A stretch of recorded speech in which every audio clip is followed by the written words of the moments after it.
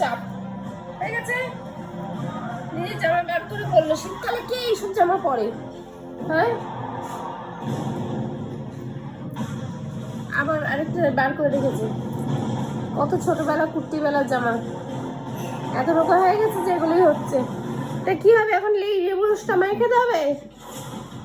কি হলো কি? টিভি দেখছে সিদ্ধার্থ, সিদ্ধার্থ দেখতে পেয়েছে। এনাও এনাও